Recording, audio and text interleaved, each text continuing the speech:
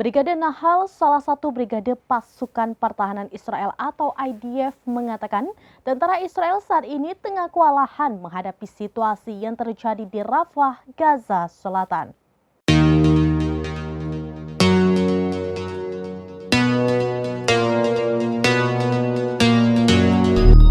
Brigade Nahal, salah satu brigade pasukan pertahanan Israel atau IDF, mengatakan tentara Israel saat ini tengah kewalahan menghadapi situasi yang terjadi di Rafah, Gaza Selatan.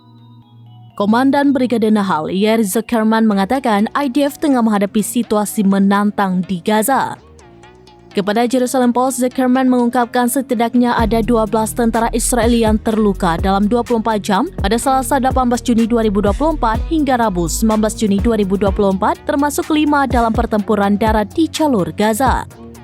Dari jumlah itu, sebanyak 1.947 tentara Israel terluka dalam bentrokan darat di Gaza.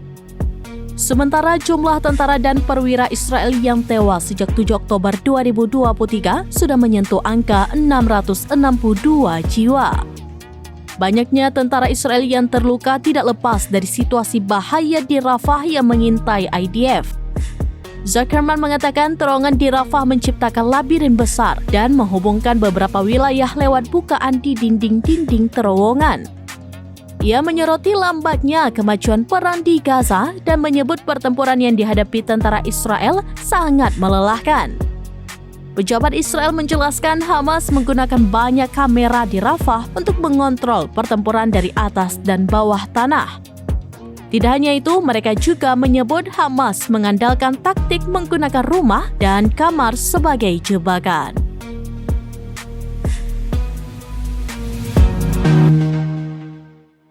Demikian informasi terkini Syederalun. Saksikan terus beragam informasi lainnya. Jangan lupa like dan share seluruh akun serambinews.com. Download Tribun X sekarang. Menghadirkan lokal menjadi Indonesia.